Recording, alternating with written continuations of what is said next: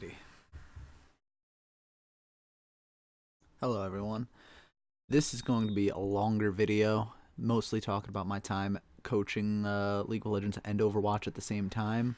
It's going to cover a lot of topics such as coaching in collegiate, coaching the differences between Overwatch and League of Legends, and I don't have any timestamps for you, so you're just going to have to buckle down and sit through it because I'm way too lazy to edit these videos.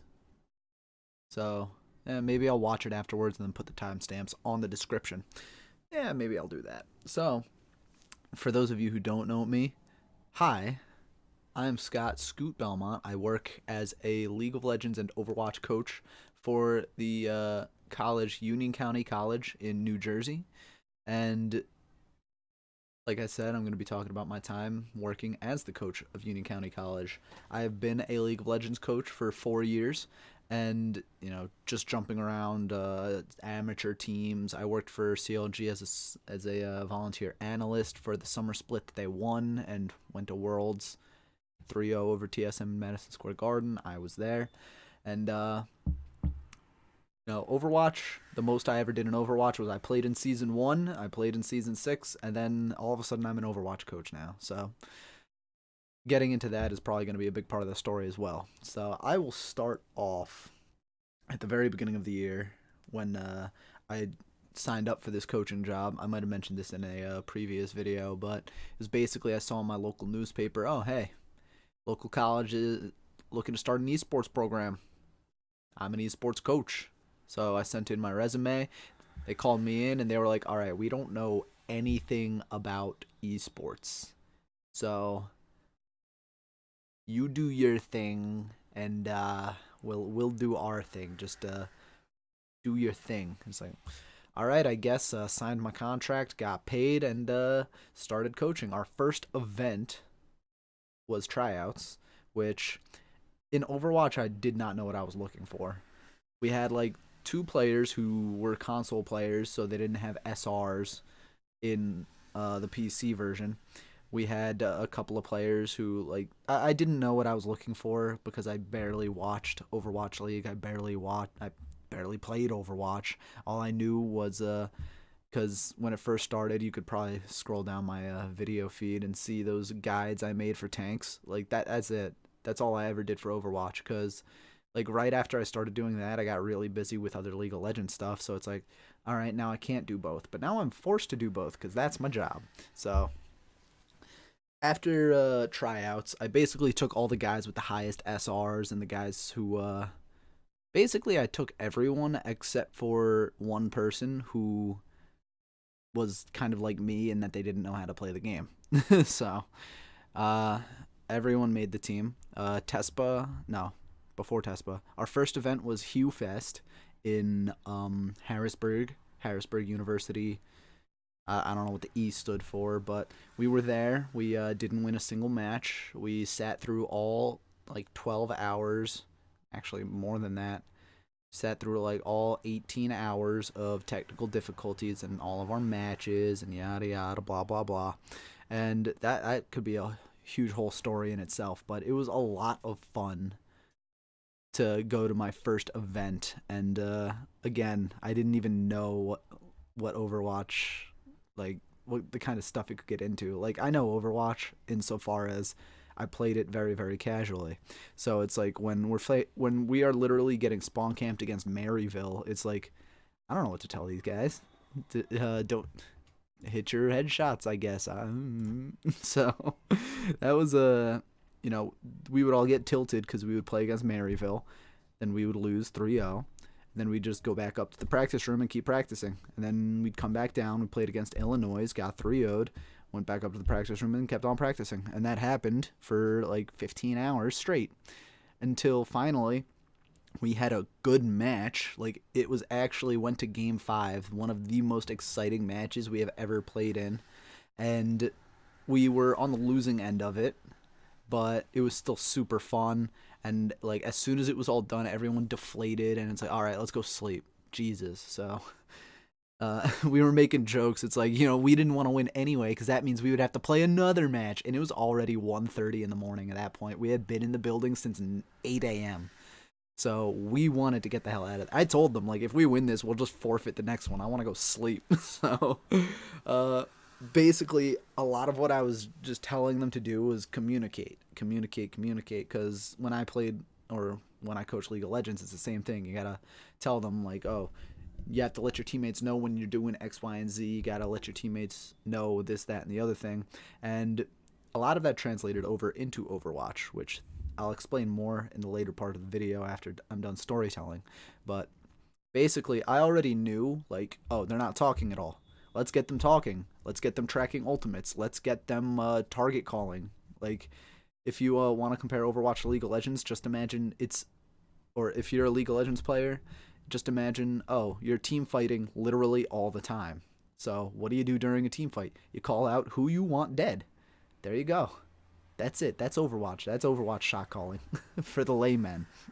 Or at least that's how I understood it in my first ever coaching event for Overwatch. So fast forward a little bit. We're in Tespa. You know, we have practice. We have scrims. I'm doing this at the same time as the League of Legends team, which League of Legends, we actually had more people try out for that. But, you know, unfortunately, we can only have 6 people on the roster. So we got our 6 people, and eventually it went down to 5 because the family stuff. He didn't tell me anything. He told, yeah, it's personal stuff. I don't know it. If he doesn't want me to know it, then that's fine. But it was basically, he left the team, so now we're down to 5. So, there were a few situations where, an emergency sub, we don't have one, so we can't play. Oh well.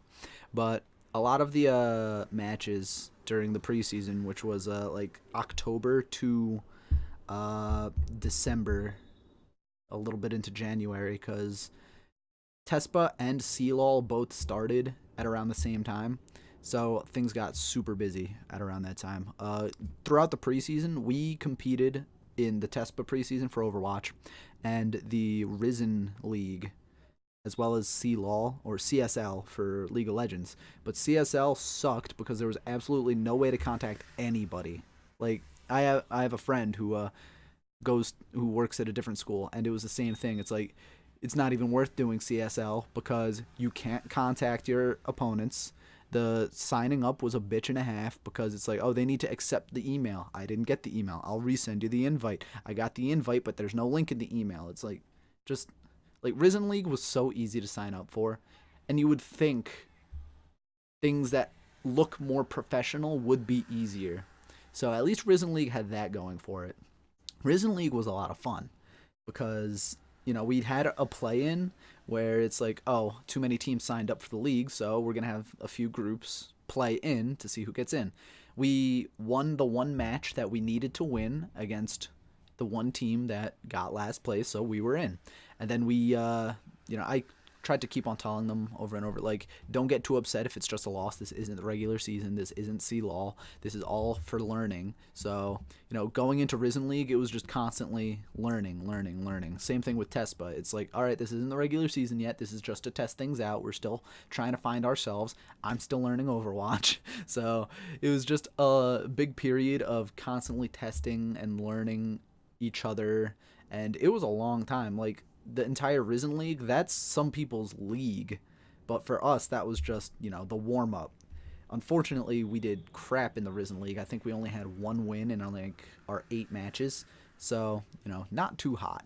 But going into the winter break, the Overwatch team, they were frustrated because a lot of our scrim partners would cancel on us, so we held another round of tryouts. Pretty much everybody made the team because we needed the people to scrim ourselves.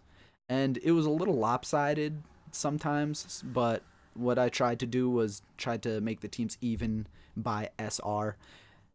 So it kind of worked out. It was still a lot of like, oh, we have to, find who's going to be the starting 9 for Tespa, because Tespa only allowed you to have like they allowed you to have 2 rosters, but I didn't.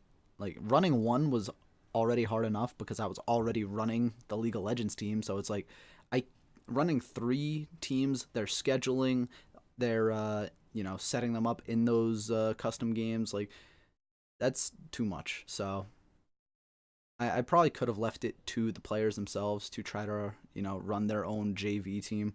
But going into Tespa, we selected our top 9 players, while the rest of the players were basically just the punching bags for our scrims. So it wasn't too bad. A few players were a little upset about it, understandably, because they're on the team but they're not seeing play, which that's something I personally identify with, because in high school when we won state in football, basically I only played like 3 snaps in the entire season. One of them was in the playoffs. I didn't even play in the state championship game, but everybody gets the ring.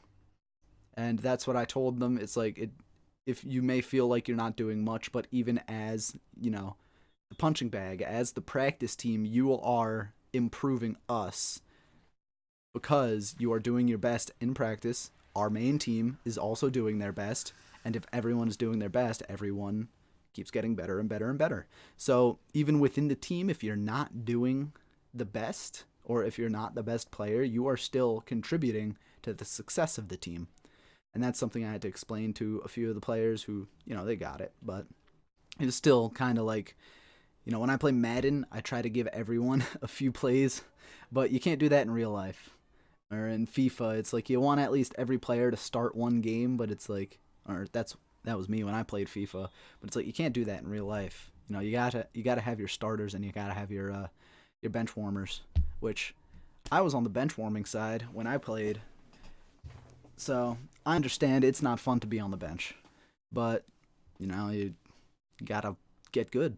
Basically, it's a cutthroat sport, esport, I guess. So going into the regular seasons for CLoL and for Tespa, I'm gonna separate these two. Tespa was a lot easier because every single match was scheduled for this time, 9 o'clock Sunday, or like 5 o'clock Sunday, and then 7 o'clock Sunday.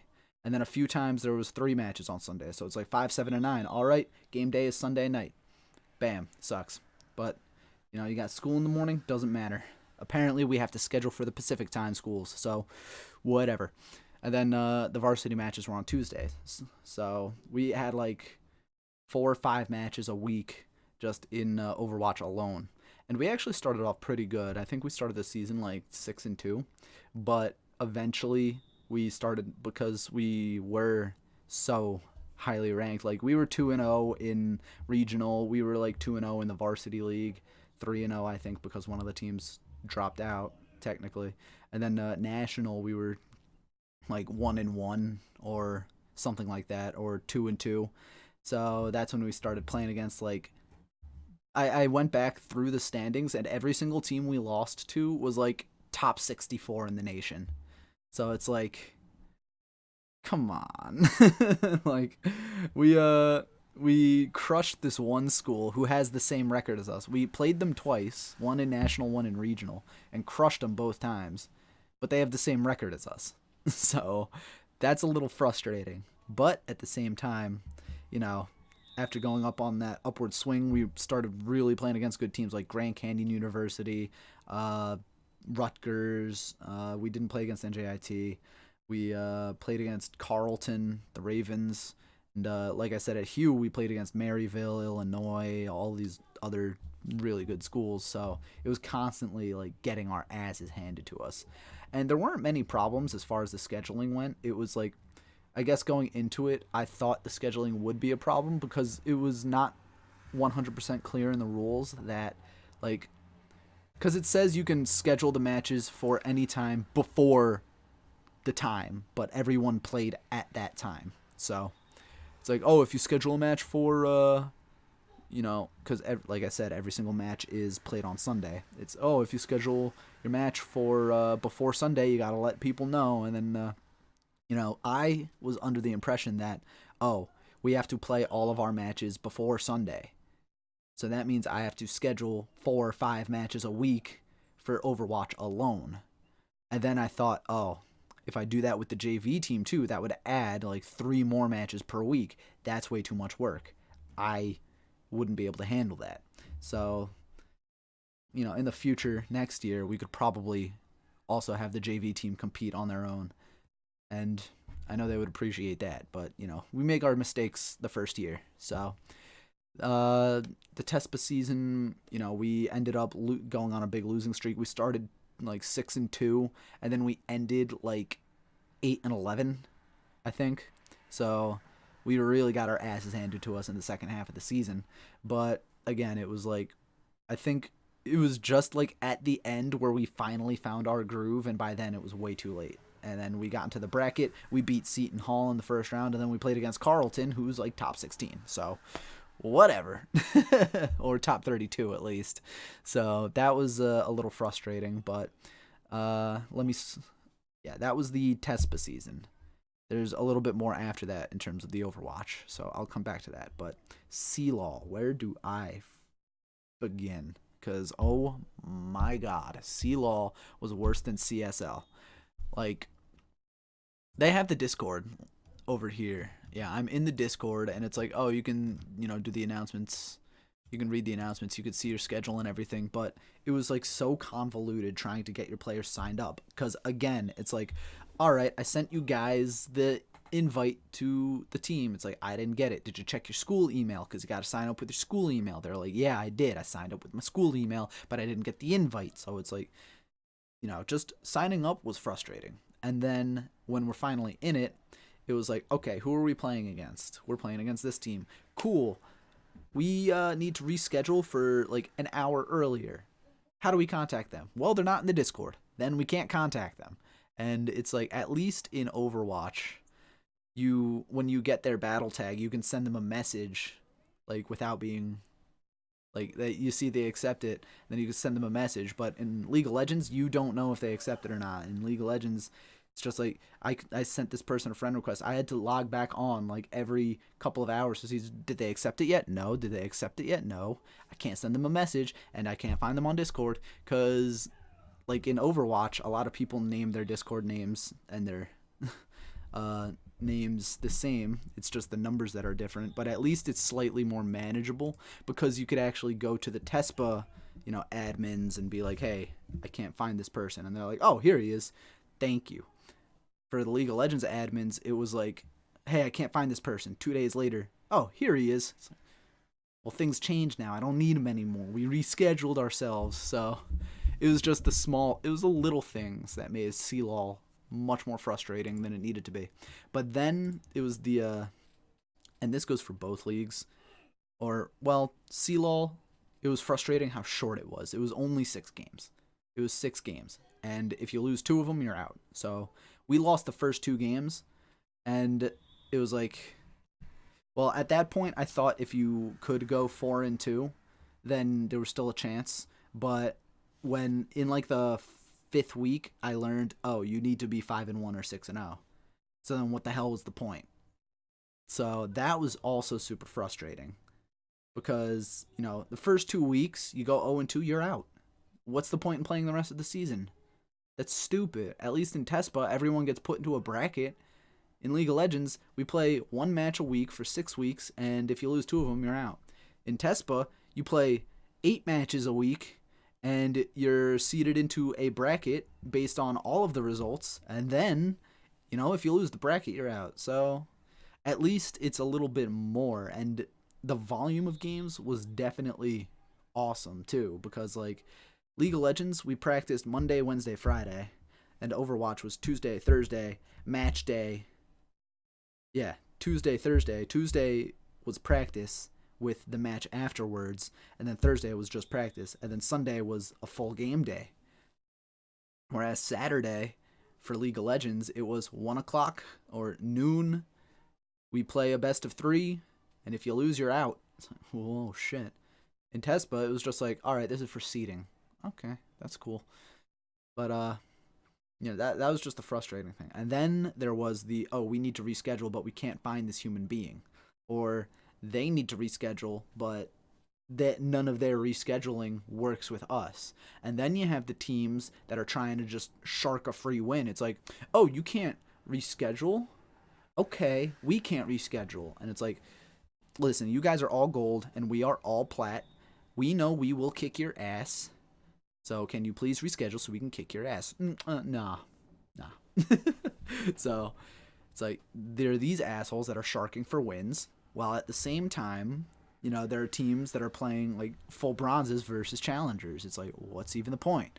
At least, like, make it a little fair. I know it was Swiss, but like, come on, have the bronzies facing the silvers and then have them move up slowly. Like, that's the point of Swiss. They even said that they seeded us based on our, average elo, and then they would, try to make the competition as fair as possible. I asked them that in an AMA. I'm not even sure if I'll be able to find this. How many months ago was this? Collegiates. Amateur casters. Okay, next page. But yeah, I asked them, like, because our team's full of plat players, and I know there will be challenger players. So, will we basically get our asses handed to us by challenger players? And they said no, that wouldn't happen. But then my friend's team, who was all silver, they're like, bro, we're facing Grandmasters players. It's like, what? Why? College. CLoL. I can't find this AMA. What the hell? There it is. We're the NA college team. Ask us anything. Let's see. That is not the only thing I commented. Casters. Whatever. There's definitely more that I commented. I don't know why it's not coming up. But yeah, I basically asked them, will we get our asses kicked? They're like, I mean, if you win.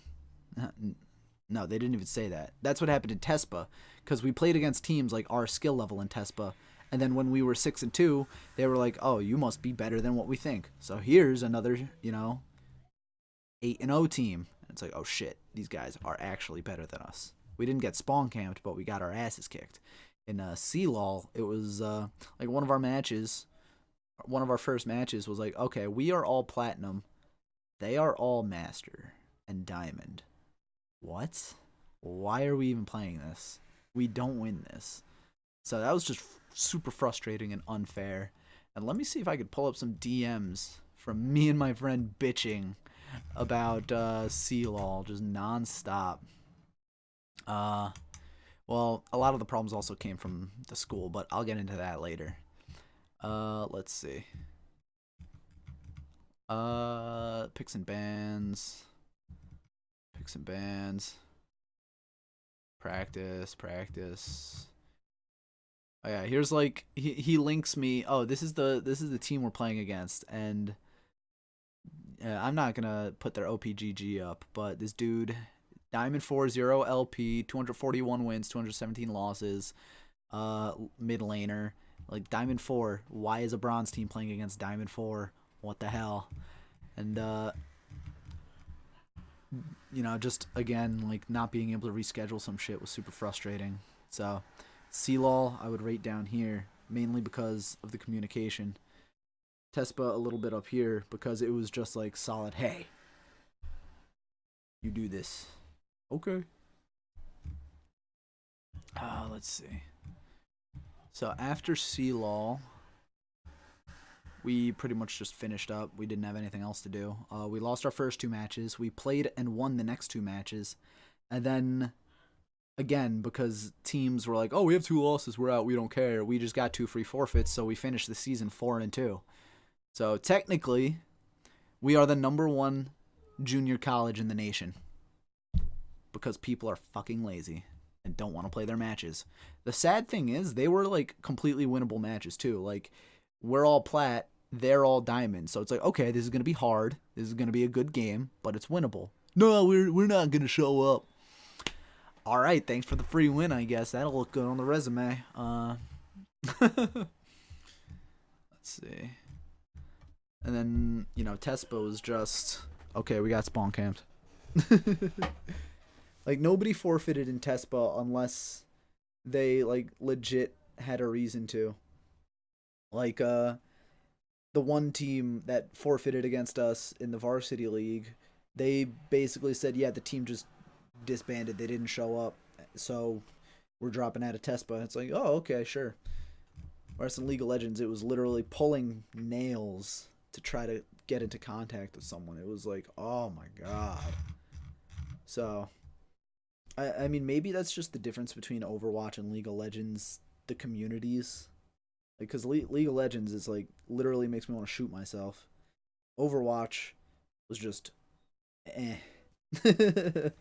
That's my experience interacting with them. Now, after the playoffs of Tespa, I'm skipping back to Overwatch now.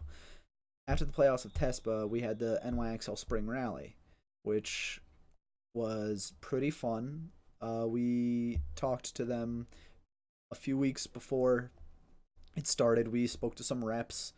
Uh, it was pretty cool setting it up because it's like, oh, okay, top 16 schools. We're gonna get some votes. I mean, we're a county college. I don't know if we're gonna make it, but then we were talking to some other schools, and it's like, oh yeah, we have a couple thousand people. We have like Union County College, I think, has like 6,000 students, and then Rutgers has 50,000. So it's like, well, they're gonna get more votes than us, and then they didn't. So that was cool, but the I guess it was testing out the engagement that was the most difficult because we for the spring rally what it was if you guys don't know about the NYXL spring rally was you there was a pool of like 40 schools and you have to vote for your school to make it into the top 16, and if you're in the top 16 then you play in the tournament. So the first day it's like, okay, I told all my family, I told all my friends to vote for us. I told all the players to do the same thing, and we had like 100 votes on day one. It's like, holy shit, we're in first place right now, yeah! But then it turned out that we were being botted, and it's like, come on, we shouldn't need that. Like, why? Who was botting us? I don't know who was botting us. I don't know if it was one of the players or not. But there was also some malicious botting going on against other schools because they told us like if we catch anyone using bots, we're going to disqualify them. So I might be able to assume that like other schools were being botted because they other schools were trying to get them eliminated or something. That's my theory.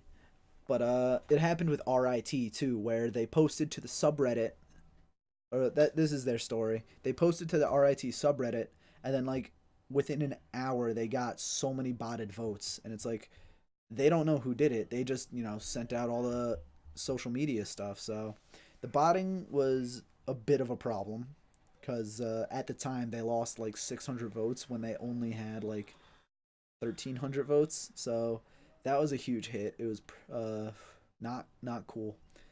But overall, once NYXL, and we've been giving them the feedback all the time, obviously. So we told them like, if it tightens up a little bit on the security on the confirmation emails, then yeah, this is awesome. It's amazing. So we actually did qualify. Let me see if I can pull it up. XL Spring Rally. We actually qualified, I think, in the top 8 number of votes with something like 1,200. And no, they changed the website completely, so I can't even go back and see the votes. But yeah, it's like we actually did super well considering we're a county college, and we got more votes than schools like UConn, like Pitt. We got more votes than Rutgers. We tied in votes with RIT. It's like, damn, and we're just a county college. So that was super cool. But going into the spring rally, like I said before about Overwatch, we had just like hit our stride and found really what was working. So now it was like, okay, let's try to put that into motion. Let's try to test all of this shit that we're, one of the players, he's like 3,800 ELO or SR. He pretty much took over as the de facto head of the team. Like, I was just sitting in the corner like, don't be toxic. And he's telling everyone like, no, you got a position like this, and we're going to do this comp, and we're going to do this and that and the other thing. And I'm just sitting there like, I remember old timers.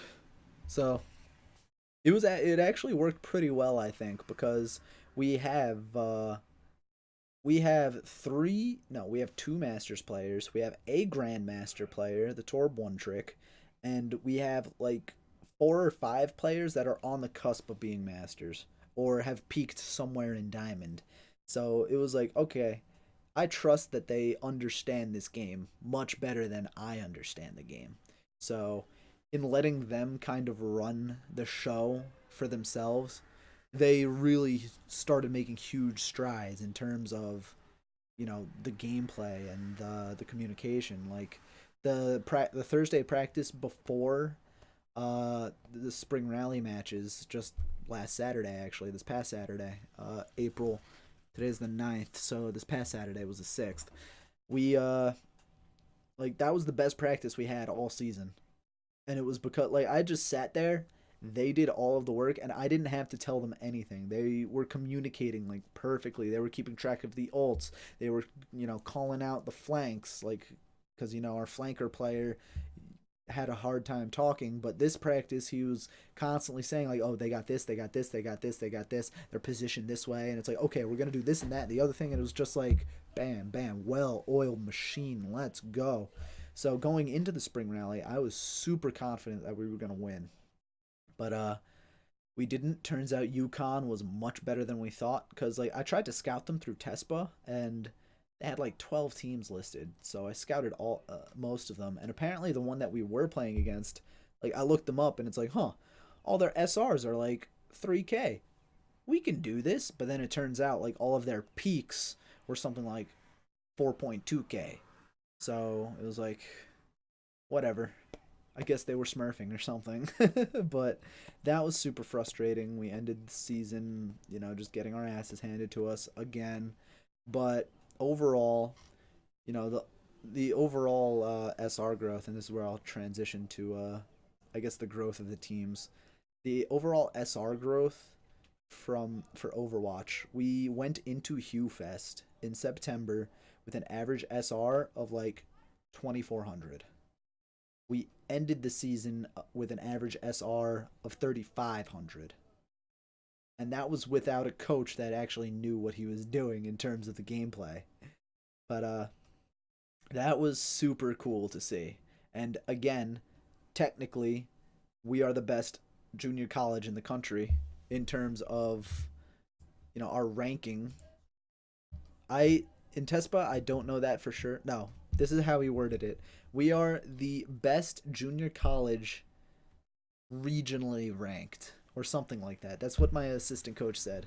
So I understood it as he went through nationals and saw other junior colleges above us. He went through the varsity, saw other junior colleges above us. He went through the regional leagues. He's like, "Oh, we're the only regional team with like a 3-4 record. We're the best school." So, I'd have to go back and check that myself, but it's like at least in League of Legends, we were 4-2. We are literally the only county college in the country to have a 4-2 record. So that one's cut and dried. The Overwatch one, I'm not so sure, but I don't want to sound like I'm tooting my own horn here.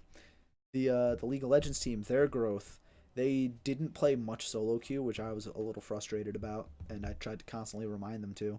But I mean, we played well. They played well above their averages. Like in the Risen League, we have highlights of our Gold 3 top laner solo killing Diamond players. So it's like, okay, yeah, we got this. So overall, there wasn't much growth there, but a few of our players they went from like high gold to high plat, or some of them failed their promos into diamond. So that was pretty good. But now I'll kind of transition to into working for a school. So I'm gonna try to not say things that would get me fired or disqualified from any other school things. But oh, hold on. Before I do that, I just wanted to mention because, like I've said so many times already, like I I'm not an Overwatch coach. British Hurricane. Okay, so I jumped into a bunch of like Overwatch AMAs, and it's like I jumped into the Dallas Fuel coaching staff one. I don't remember their answer. I jumped into the British Hurricane staff, and I asked the British Hurricane staff like, "Hey, I'm a League of Legends coach. what are some useful tools or useful things I should know or should learn in order to be able to coach Overwatch players in terms of their positioning? Like, this is exactly what I said. This is a question for the coaching staff. Let me put this over here so you don't see the side of my ugly face. I'm a LoL coach of 4 years, and this year I was thrown into coaching an Overwatch team by the university I work for. Because I didn't know too much about the game itself, 2600 SR, played maybe 4 of the 15 seasons, I mainly focused on players building synergy and getting the players to be more vocal so that their teamwork is what would carry them. As an average 3K team, I think it worked pretty well considering in Tespa our overall record was 8-11, but I felt useless in terms of my players asking me how should I position in this situation, which is usually answered by our two 3800 players, but when they ask me how they could have played differently, I don't know how to respond in terms of their gameplay aside from click on their heads more. Going into the next season, what are some things as a coach I should learn /study /focus on so that I could be a better coach for in-game knowledge? And what would you say are some more of the advanced techniques that you use to coach your teams in terms of how you review VODs together, how you operate your scrims, and what you generally look for in a successful scrim? I've started watching some VOD reviews and they're helpful, but mostly it's my players teaching me more than the other way around. That's when he responded, if you're coaching the team, work on getting them to play as a unit, which I already said I do. Point out to people who overextend and when ults are obviously wasted, which is, I knew that shit already. From what I've seen at the university level, the team play is pretty bad, so just basic stuff, concepts you'd know from LoL, like playing as a team, good comms, target focus, and not wasting abilities in lost fights will be enough. So he didn't tell me shit. Thank you, Elbion, coach and analyst for the British Hurricane. I think the main part of my question went completely over his head, and that he just tried to give me something to make it look like he was giving something. So that was pretty frustrating, because I wanted to know, like, how should I work with the players in terms of telling them how to position on Eichenwald or something like that, or what kind of comps are the best to run on Eichenwald and why and into what, and how should we position, like, because one of my players, he sat me down and he pulled up a map of Eichenwald and he's like, all right, we are going to play bunker on this map.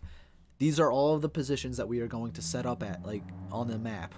And, if they get the cart to this part, then we are going to move back to here. And if they get the cart to this part, they are going to move back to here. And if they get the cart to this part, then they're going to hold here. And it's like, that's the kind of stuff I want to look up and find and be told, like, be pointed in the direction. Yes, go here. Like, watching Jane, that's pretty cool, but it's not exactly what I'm looking for. Like, doing something like that with a team, like, I know professional teams are not going to give away how they scrim, but it's like, still, I wanted to be told something like, this is how you should do this, and they didn't. And it was actually my player coming to me and saying, this is how we're going to do this. And it's like, yeah, that makes sense. So next year, that's what I'm going to focus on learning as an Overwatch coach.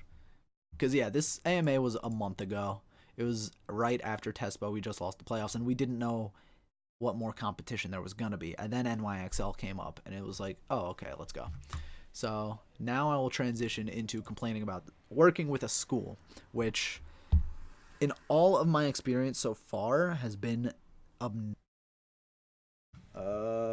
that's me complaining about stuff not showing up on the manager page for CLoL. That was another annoying thing. The manager couldn't see the friggin' tournament code on the CLoL website, on the Battlefy CLoL. And it's like, I am literally the person in charge of these people. Why can't I see it? So, again, another friggin' annoying thing. But, let's see, that's going back to November. Oh yeah, training modules. That's just from the school, like, oh, this is what Title IX is. Okay, thank you. This is how to deal with sexual harassment. Yeah, okay. Job training stuff. Cool. But, let's see. No, I should have brought stuff up specifically to try to have more fun, stupid, goofy story time with. Holy shit, I've been going for 50 minutes. Let's see. What is this about? Oh, this is complaining about Gamer Sensei, I think. Yeah, Gamer Sensei. Cuz I had an account on LoL coaching. I worked with them for a little bit, and apparently Gamer Sensei bought them out and they won't let you coach. They won't let you be a coach if you're not masters or some bullshit. And it's like, what? But that has nothing to do with anything right now. So, oh, they just finished practice. The Overwatch team did. They're running like a captain's practice because we're doing a show match next week, and I just said, all right, season's over. See you later. But they organized this without me, or rather, my assistant coach came and said, I know you need a break because you've been coaching literally every day for the past 6 months, so I'll organize this one. So, oh God, thank you. Because really, I did get burnt out. And let's see, I'll transition from complaining about working with the school. Yeah, just overall working with the school, it was a lot of silly little things that like shouldn't have been issues, but were. And when from the beginning, if we just got what we wanted, there would be zero problems. And they could provide what we wanted, but there was something else that didn't allow it to happen. Whether it was a person saying no or it was like, just something not like the stars not aligning correctly. It was a lot of just annoying. So let me transition this into what was I gonna say? Saying their captain's practice. Yeah. So coaching Overwatch and League of Legends, we'll transition into comparing the two, as far as no, comparing the two. So in coaching Overwatch and League of Legends, every day since September, having match days Saturday, like practice was Monday, Wednesday, Friday for League of Legends, match day Saturday. Overwatch was Tuesday, Thursday practice with match days Sunday and Tuesday. So since September, that has been my schedule. And it was brutal. I love it. I loved it, but I am burnt out. Like, damn. You might have seen me shoutcasting. Yeah, well, I doubt many people watch New Jersey local Smash events, but the past few weeks, not these past two, but the two before that, I went to a few Smash locals just to like break the grind. It was spring break, so I'm like, all right, everyone, you get the week off. I'm not doing shit. League of Legends, they had one more match left, and we already knew we were out. So it's like, let's just have some fun on the last week. Overwatch, it was right before playoffs for Tespa, and we were playing against Seton Hall, and we knew that we had the higher SR, so it was likely we were gonna win. So I'm just like, everyone, you get the week off. I need a week off. So I went to a few Smash events. I shoutcasted at 8 on the break, which I pretty much shoutcast the entire thing because no one else wants to shoutcast, but it's a lot of fun. It is a lot of fun. And Spectrum Smash in New Jersey. Yeah, both of these are in New Jersey. Spectrum is in Linden. Fantastic venue, fantastic people running it, fantastic competition. Like 80 people go, so many setups. It's fun, it's great, it's awesome. The one in Denellen, 8 on the break. I like it because it's like it's small, and it's the kind of small where it's not too small that it's like awkward if you don't talk to someone, but it's like it's small enough where it's like this is cozy as hell, and because it's inside of an arcade, so it's kind of cramped, but not too cramped. And it's like there are maybe 25 entrants. Like I think one week we had like 30 entrants, but only 3 setups, so that took a little while. But usually they have two, three, 4 setups. Usually 20 people come, and the same person wins it every time. Shout out to Shoyo James who 3-0'd the Buzz.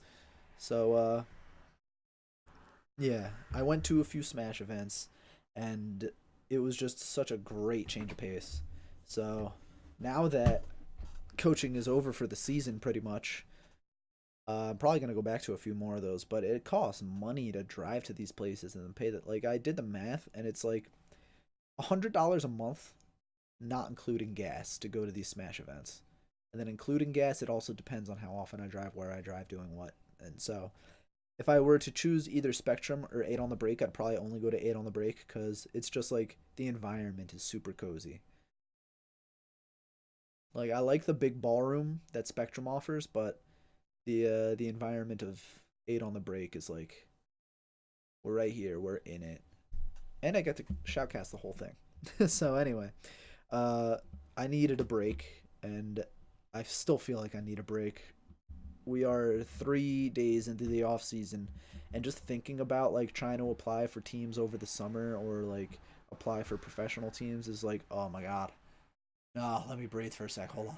So, I'm gonna be sending out job applications this week though, or maybe next week for League of Legends because the seasons are pretty much over now, and the spring playoffs actually are this weekend. So the differences between the two games as a coach, again, like I mentioned pretty early on, if you're a League of Legends player, imagine every single time you come out of Fountain, it's a team fight. That's pretty much it. As far as the other way around, comparing League of Legends to Overwatch, uh, imagine Anna paintball, but everyone moves at like point 0.1 speed. I guess that's the way to put it. If you're good, you'll get a lot of kills and carry. If you're bad, then you'll lose. So, and there's no way to come back. I don't know. That was a shit comparison, but it's they're definitely two completely different beasts. Like League of Legends is chess, while Overwatch is like speed checkers. Two completely different games, but one of them is like just shit is happening. Like I don't know. No, Go is pretty slow too. I'm trying to compare them to cool strategic games, but it's really more like comparing Pictionary to Scattergories or Aggravation versus Trouble. They're similar enough, but there are different things about them that like it's just it's hard to explain kind of because in coaching Overwatch, there at first glance it's like all right, literally just learn how to talk to each other and you'll win every fight because you'll know where everyone is. Like if they're not standing in front of you, then they're somewhere else. It and hmm, just thinking about like the fog of war in Overwatch, technically there is a fog of war. It's just not obvious like League of Legends or StarCraft is about it because in Overwatch it's literally the stuff you see in front of you, and if you don't see anyone, then no one is there because of all the obstacles in the way and because of all the rooms that you have to move through. Like I'm just thinking of Gibraltar, and like if you're underneath in that underpass, you don't know what's going on above you. You don't know who's jumping down. Whereas it's kind of the same thing in League of Legends, except you have to work to get that vision instead of the people will always be coming to you. And yeah, even in just the vision game, it's like a high level team in Overwatch will probably have a Tracer or a Sombra or a Genji to constantly have tabs on where the enemy team is and what exactly they're gonna do. Whereas in League of Legends, you just buy a ward, dude. Now you know where the jungler is. That's just one small comparison. Team fighting is exactly the same. It's just call out a target until they're dead, or call to peel for a target until they are successfully a naked orange. And then from there, you have your objectives, but the objectives in Overwatch are the game, whereas in League of Legends, it's a part of the game. Like in Overwatch, it's like you don't scream, okay, let's go take point B. It's you go to point B and then you fight. Like imagine as a League of Legends player, if instead of walking down every single lane, you just go to Baron and fight, and Baron is still alive. You just go to Baron and fight, and then whoever wins, they take Baron, and then you go back and you do it again, and Baron respawns, and you go back and you do it again. Baron respawns in like 2 seconds, or as fast as it takes for you to run there. It's two very hard games to actually compare, but as in terms of coaching them, there were a lot of similarities. because a lot of it, like 90% of playing these games is just communication, which thank God I was a League of Legends coach for 4 years. Well, it's like 4 years today, or something close to it. Like 4 years a month ago. It's when I started working with a DreamHack way back in the day. But yeah, it was a lot of communication. But in terms of what you communicate is different. Like in League of Legends, you say as the jungler, like, I'm gonna go do this, this, this, and then we're gonna do this. I want you to get priority here so I can go do this, and if you can't, just let me know. And it's like, yeah, okay. You're having a conversation. In Overwatch, your communication is like a shouting match. And it's very difficult to have very good communication, I think, in that game, because in League of Legends, if two people are speaking over each other, you're gonna have enough time to be like, oh, sorry, you say what you need to say, because what are you doing? You're farming, you're laning, you're setting up vision to take dragon. In Overwatch, it's like you need to be precise, you need to say exactly what you need to say, and if you mess it up, someone is going to die.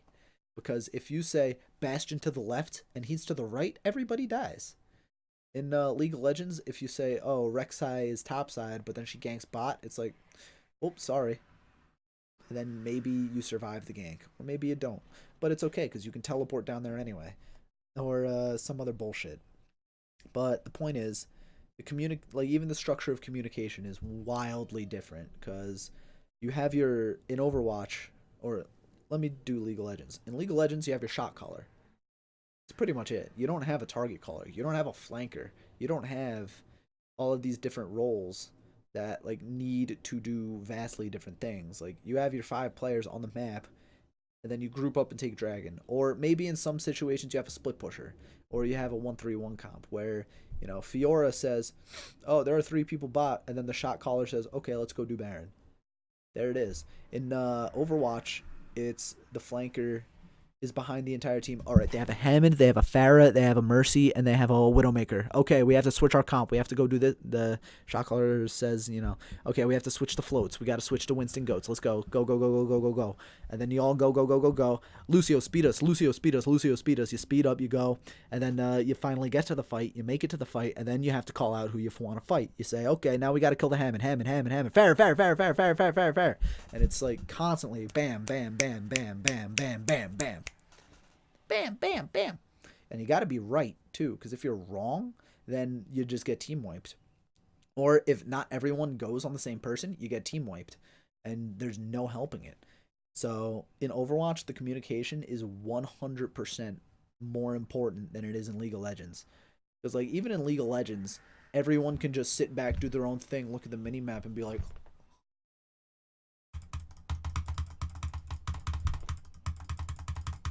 and win the game. Whereas in Overwatch, you need to at least be able to tell someone like, I need healing. I need this. There's a person over there behind you, behind you, behind you. Peel me, peel me, peel me. Like in League of Legends, you can peel yourself. You have flash. There are items that help you do that. In League of Legends, there are tools in which you can be much more independent. But in Overwatch, you literally all need to be on the same page doing the same exact thing or you lose. Like, even comparing the solo queues, I hop into a game of Overwatch and I talk a lot. And I have to tell them, stand behind the rectangle, rectangle going down, rectangle going back up, rectangle charging. I'm charging. I'm using ultimate. In League of Legends, I literally just say, don't gank top. And then I get 3 kills and I win the game because I'm Poppy and I don't lose. Or you just counterpick someone and it's like, oh, you lost in champ select, sorry bubby. Or a lot of people complain that right now in League of Legends there is no solo carry potential, but try playing Overwatch and then complain about no solo carry potential. Unless you're like playing, unless you are way below your skill level and playing Widowmaker in bronze, like you need to be a full team in Overwatch, which is why voice chat works. League of Legends, it's just you do one thing, 2 minutes later you do another thing, 2 minutes later you do another thing. And if all of those things just happened to work out, you win the game. At a much higher level though, probably like in LCK Korea, there's a lot more going on, definitely. But it's still the same concepts. Like the shot caller says, I'm going to take X, Y, and Z camp and then prep a gank bot. So now bot understands, okay, he's gonna want to gank bot in 2 minutes. So let's shove the wave in as hard as we can right now, so it'll bounce back to us. It'll set up a nice freeze if the gank fails, or if the gank works, then they're out of position anyway. So there's a lot more slower moving parts to take into account. Whereas in Overwatch, it's okay, rotate to this position, set up the bastion, fire. Rotate to this position, set up the bastion, fire. And even then, that happens in like 10 seconds. I'm just thinking about King's Row. If they push through King's Row and they go around the statue, it's like, okay, reposition, back a point. Is set up back at the back of point. Oh, now they're going up the stairs and up and around. Okay, go to the corner. Set up again. Now you're in the corner. Oh, they're going all the way around. Set up back on point. And that's bing, bang, boom, bing, bang, boom. League of Legends is like, okay, let's set up Dragon. I warded it. Dragon set up. Okay, I'm gonna gank bot. I swept it. No wards. Gank bot. Okay, I'm gonna solo the Rift Herald. Don't let anyone come near me. Okay. Solo killed my enemy. So not to I'm taking the piss out of LoL a little bit right now, but their LoL has a lot more in terms of the macro mechanics, 100%. So now it's my turn to just rip on Overwatch, I guess, a little bit. I do like Overwatch a little bit more though. So in League of Legends, it's like I compared them earlier, like speed checkers to chess. League of Legends is a lot more complicated in terms of the macro plays. The shot caller needs to know a lot more about the game than the shot caller in Overwatch needs to know, I feel. Because in Overwatch, it's like my player told me, it's like we rotate to this position, then we rotate to this position, and if that doesn't work, we rotate to that position. Okay. In League of Legends, it's okay, our early game team comp does X, Y, and Z the best, so we need to make sure that happens. But they have this champion, so they are going to want to make sure that this champion is always near this champion, so they nullify it. But if you go down this path or you do something wrong somewhere in there, then we have, A, B, and C to fall back on. Like, let me compare, or let me go to some simple team comps. Juggermaw versus, like, Dive. Yeah, Juggermaw versus Hard Engage, like Malphite bullshit. So it's like, okay, we are Juggermaw, which means we lose early game, which means we need to play safe, but we can't give up too many towers because then they will be too strong for us to actually fight. So we need to be able to take, okay, Fire Dragon is spawning first. We need to take that. So we need to set this up 5 minutes in advance so we can actually fight to take the dragon. So first what I'm going to do is gank top lane, make a lot of pressure up there so I can force the enemy jungler to constantly be top lane. So now I can set up in the bot lane. And it's like all of these things that would need to be set up before time. Whereas Overwatch is more or less just sit on the point, set up the shield, and let the bastion fire. And then, oh, if they come too close, back up a little bit. So, now I'm taking the piss out of Overwatch a little bit, but it's that kind of thing where the micro in Overwatch is a lot more intense, whereas the macro in League of Legends is much more intense. And that's really where the games get their separation from. Because, like I said in League of Legends, communication, you don't have to tell your teammates you're going to do anything, and you can still make a plan. Like, if I'm playing jungle, I can, just level 3 gank top every single game I play, and it'll work like 60% of the time. In Overwatch, you kind of can't do that. You can't tell your teammates that you're not going to do something, or that you will do something and then not do it. Because if you say, I'm going to shatter, and you have, a grav that is going to follow up right afterwards, you need to land that shatter so the grav can hit. But if you never shatter, then the grav doesn't hit. Whereas in League of Legends, Master Yi Jungle doesn't have to tell you that he's going to solo drag at 4 minutes. Or Udyr doesn't have to tell you that he's going to gank your lane, because here he comes and he's a bear. Oh, bear punch, stun, kill. Nice. So, I mean, that's more simple ways of putting it. But definitely, you got to work hard at both of them. 100%. Like, all the little micro stuff in League of Legends obviously comes off as a lot flashier and a lot cooler because, everyone knows that Faker 1v1 against Ryu with the 2 Zs. It's like that kind of thing. Insane. But then in Overwatch, you get a flick on Widowmaker, and it's like, oh, okay, there's a pick. Let's go in. Whereas, again, in League of Legends, well, I guess League of Legends has that too. Oh, I landed a Morgana binding. Let's go in. But just coming down to the core of the 2 games, coming down to the general cores of each game, League of Legends, much more macro, much more complicated in terms of strategy, but a lot more punishing as well, I think. Because in League of Legends, you do one thing wrong, the entire game goes. In Overwatch, 2 teams just take turns winning team fights, and it's a matter of winning the last team fight. That was something taught to me relatively early on. Like, in Overwatch, you're constantly going to be trading your ultimate abilities, and in League of Legends, it's not the same as that. Because in Overwatch, one Ryan hits the Shatter, that team fight is won. But now he doesn't have Shatter, and the other Ryan has Shatter. So now the other Ryan hits the Shatter, the team fight is won. And it just kind of goes back and forth like that until either someone messes up their ultimate and you can't win the team fight, or, defensive ultimate comes in clutch, or just, one of those little things goes wrong. Whereas in League of Legends, if you're playing an early game comp and you don't get ahead by 15 minutes, then you lose the game.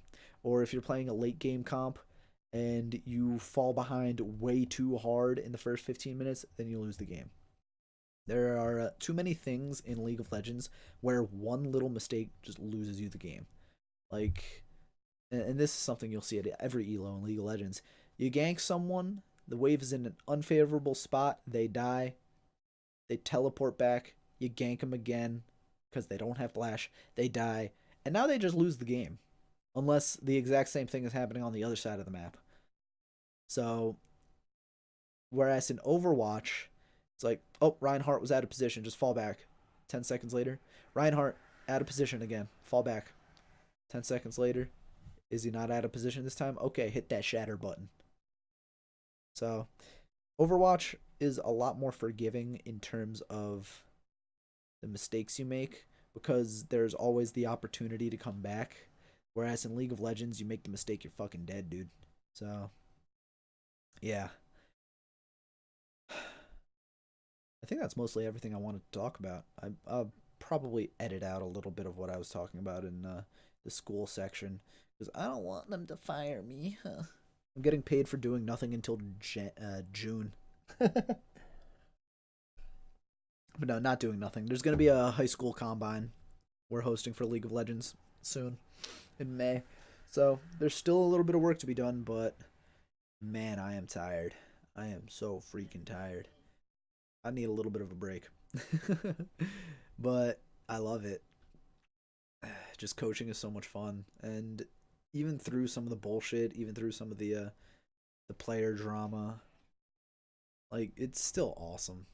It's still fun. I'm not going to talk about the drama because it's not my business to tell. But, typical college young adults all doing something. Some of them get mad. Some of them get sad. It's whatever. It happens.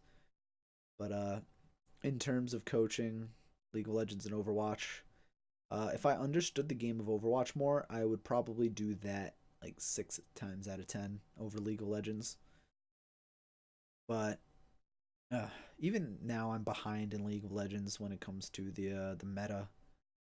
I'm like, I haven't been paying attention much because I've been trying to learn Overwatch. So it's I'm a little behind, but overall this past year has been incredibly fun. It's just been so much fun. And it wasn't too stressful. Like, there were some points where, something bad happened and, we got to fix this before the next practice, or, someone's being toxic again, or, some stupid shit. Like, it wasn't very stressful. It was a lot of fun. And overall, pretty nice. I said this in a video I made for my Weeaboo channel, which is if you go to my YouTube, it's on my list of related channels. But it's like, I watch kids play video games and make money. That's the dream right there. If I could go back to if I can go back in time and tell myself in high school, hey, your job in the future is watching people play video games, I'd be like, hell yeah, what the fuck? I'll do that every day of the week. And I did do that every day of the week, and I am tired of it. Holy crap. But yeah, it's I don't think there's going to be much more value if you've come here for valuable storytelling. Now it's just going to be the usual me shooting the shit and just complaining about shit, complaining about stuff, talking about stuff. I think I might actually have to cut out the part where I'm complaining about the school, but I don't know. I think it needs to be out there that there are grievances when it comes to the way schools run things too. At least we're not an NCAA. At least we're not NCAA. That one, that's the most important part. Because we need our players to make money. So, yeah, that's pretty much it. You can leave now if you want, but if you want to stay, it's just gonna be me as per usual, doing my thing, talking about shit, and if you've seen any of my other videos, you know I like to talk. It has been an hour and 20 minutes, so this is a video I wanted to make for a little while, but I wanted to make it after the season was over. And now the season's over.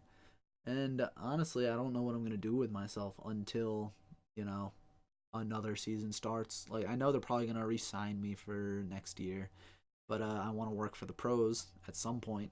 And over the summer, hopefully, a lot of pro LoL teams open up, and it's like, hey, buddy, we're taking applications now. So what I think I'm going to do next is I'm in a bunch of Discords that have amateur teams in them.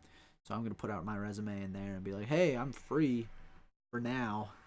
Who wants my help? Because, I love doing it and I love coaching. So if I could just hop in and keep coaching, it's like, great. Maybe I won't have to focus on 2 esports at once. But even then, coaching Overwatch was a lot of fun. And I hope in the future I can keep coaching Overwatch, but I'm not in as many Overwatch staff subreddits. Fuck, I hate Reddit. I'm not in as many Overwatch Discords as I am like Legends one. Like this one. Oh. Okay. Amateur collegiate scrims, esports staff hub, Nace doesn't really have job listings though. But yeah, it's, general stuff. I'm gonna be looking for something to do. Paid jobs only. If you want me as a personal one-on-one coach too, I can't do that for Overwatch unless you're like really low elo. But League of Legends, I've coached Zazel. That's in my resume. So if you want that world-class individual coaching, although I didn't coach him individually, it was on a team. Evolve Esports, Serpentis Pro League 2015. Look it up. I was there. I forget who else was on that team. I just remember Zazel, Mitsu, the Hecarim player, Ziani, our mid laner. Our jungler was Sentinel, who played for Phoenix 1. I don't know where he is now, though. But I hope he's doing something nice. But yeah, individual coaching, I will be very much more available now. Weekends, though, are for refereeing. I'm a soccer referee and FIFA certified grade 8. Here's my one from last year. My patch. I have ones from 2017 and 2016, too. But yeah, refereeing is a lot of fun. Makes a lot of good money too. If you need money. I highly suggest refereeing. It's not that hard. You watch 9-year-olds kick each other in the shins and you get $20. Easy.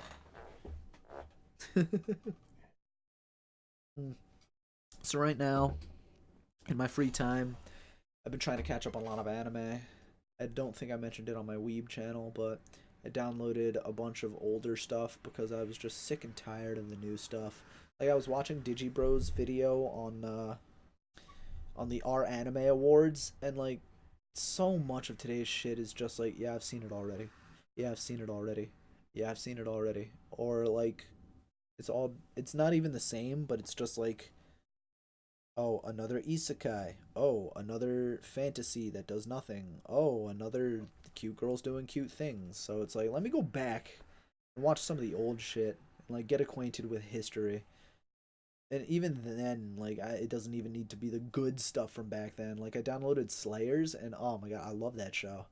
It's more of a kids show. Like, you think of Pokemon from back in the day. It actually has Brock and May's voice actors as the dub. I've been watching the dub too because it's back in the day when dubs were still good. So I've been doing that. I'm gonna try to catch up on a lot more older anime. Like I downloaded IGPX, which all I know is my brother wanted to watch it because it's like these Gundam death mech races, and you know, okay, cool, I'll watch that. I got nothing better to do now. Like I mentioned before, Smash events. I'll probably try to go to some of those, but you know, there's just some days I don't want to get off my couch, my nice cozy couch right back over there that I actually don't like sitting on. Because the cushion's pushed to the front and then I fall in the ass crack of the couch. Uh, yeah. But I'd probably want to go back and rewatch some. I'm still adding more to my, currently watching list, or rather my new season list. Like, I still have Megalobox from 2018 spring, and then a few from summer 2019, fall 2018, fall 2018, winter 2019. I still have to watch Zoku Owari Monogatari. Damn. Okay. But yeah, like I added a bunch for spring 2019, and basically in a few weeks, I'm gonna go through it, see which ones have the highest grades, and I'm just gonna keep those on the list. Except for this one, I'm not gonna say the name of it, but I read the manga, and it's pretty okay. Senko-san looks like hot garbage, but I'm gonna watch it. The the anime and the manga just have two different styles. And then there are a lot of shorts and movies that I also want to watch too. So, I'm catching up. But yeah, then there's a huge backlog of like Giguk's Best of 2018. I want to watch a few of those. I could take JoJo's off my backlog. My Hero Academy, I kind of want to read that instead. I don't know why I have Amagami SS on there. I don't even know what that is. G Gundam. Do I really want to watch the Ancient Magus Bride? Maybe. Redline. Yeah. Okay, but yeah, that's what I'm gonna be doing in the future. If you're interested in any of the weeb shit, I'm literally surrounded by it in this video. So, I mean, I have another YouTube channel dedicated to it. It's mostly talking about my figures, so you can go watch that. Follow me on Twitter, Twitch, Instagram if you're into anime shit, but I don't have my Instagram linked here.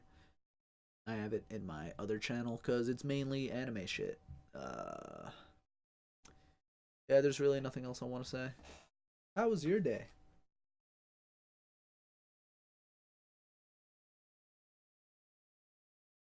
Yeah, yeah, I totally feel that.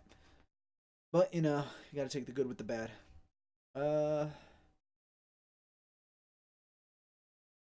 yeah, I think that's it. Now I have to rewatch this, see if I really do want to cut out those parts, or I trash the school. I didn't even trash it. I just said, like, this was annoying and this was annoying. I don't think it's anything I should get in trouble about. I'll ask my friend, see what he thinks. If I have a bad feeling about it, then I'll just cut it out. Because I don't want to get fired. Because one of my older videos was basically me bitching about how CLG treated me and the rest of the volunteer analysts like shit when we worked for them. And I'm pretty sure that's one of the reasons why they will never hire me for another job. But that was years ago, so things have had to have changed by now. If they haven't, then, well, they could stay in 7th place. I love CLG, but fucking Christ, man. Do something. Frustrating. It's like being a fan of the Browns.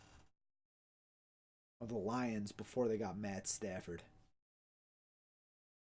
Or the Patriots before they got Tom Brady. Or the Nets. Or the Mets. Pretty much any shitty sports team. I'm a fan of the Flyers, but they actually had a chance to make it to playoffs this year. Being a Senators fan, yeah. It's like being a fan of the Senators. Yeah. Oh, come on, CLG. I really want you to keep. I'm at the point where I want a lot of teams and players to succeed. So when I watch any given match, it's like, oh, I don't want this team to lose. Because, I like X player or something like that. Like, even TSM nowadays is like, oh, man, I hope Smoothie wins. I like Smoothie. Even if they're playing against CLG, it's like, CLG is my favorite team. But I like Smoothie, too. Oh, I don't know. And, like, I was watching FlyQuest versus Liquid, and it's like, man, I hope FlyQuest succeeds. They've worked hard. They deserve something good. Or, like, Wild Turtle and Pobelter, they deserve something good. Or when I was watching Golden Guardians, they finally make it to the playoffs for the first time. It's like, yes! Good for you guys. And their best of 5 series. I forget who they played against. Who did they play against? I completely forget. But it was a close series, and it went to Game 5, and it's like, I really wanted Froggen to win, and Golden Guard. Like, I'm a big fan of Froggen, big fan of Golden Guardians, too. But it's like, not everyone can win, obviously. So, yeah. I'm just at this point where there are so many teams and players that I want to succeed and want to do well and want to win. Then it's like, I would need everyone in the league to go like 9-9. So that's one kind of frustrating thing, because I still am a CLG fan, but it's just so far gone. Like, oh my god, I can't handle this kind of disappointment and stupid shit. Like, not even just CLG LOL, but CLG as the entire org. Because they had Halo, literally the best team in the world, sold them. They had Rainbow Six, relegated, sold them. They had Rocket League, sold them. They had all of this shit. And it's like, just get a StarCraft 2 player. Classic is in the finals. He is unsponsored. Get a StarCraft 2 player. Or even if you don't want StarCraft 2, at least keep one of your teams. Jesus. We still have CLG Red, though. I don't even watch CSGO anymore. I watched CSGO when Virtus Pro was still the best team. Oh, man, that's a long time ago. Rip Virtus Pro. I watched CSGO when Simple was on Liquid. Rip CSGO. Rip CLG CSGO. I still have stickers for CLG CSGO on my guns. God. I don't even know. If I were to go into CLG as the GM, I would buy another CSGO team. That's the first thing I would do. Second thing I would do, buy a StarCraft 2 player. StarCraft 2. I'm still big into that. I don't care who it is. I want to see CLG versus Jin Air. Give me Classic versus Maru this Sunday, 4/14. Or is it Saturday night going into Sunday morning? Either way, Classic is unsponsored. He's a Protoss player. Give him money to wear your jersey, CLG. Or anybody. Anybody. FlyQuest, get a StarCraft 2 player. Golden Guardians. Get yourself a StarCraft. Because what is Root Gaming? Who even heard of Reciprocity? Nobody. Some of these big orgs need StarCraft 2 players. Like Scarlet, come on. Neeb, Raynor. As much as I don't like several. God. So many marketable players that just don't have insane sponsors. Like, imagine friggin' TSM Serral. God. He'd be my least favorite player. No, but like, seriously, these people need to sponsor StarCraft 2. It's not even like it's small. It's like these same teams go into Rainbow Six. Like, what? Same teams get into Clash Royale. They have Fortnite players.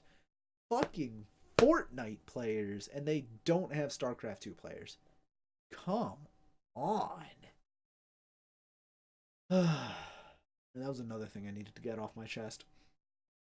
So I think I'm done.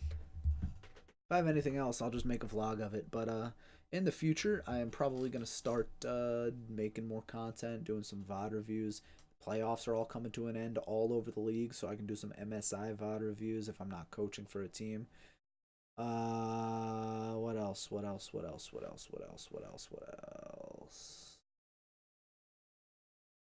Pretty much think that's it. $15 an hour if you want me to coach you, or as long as the session goes. I'm flexible. I just need money so I can buy more anime girls. Alright, that's gonna be it from me.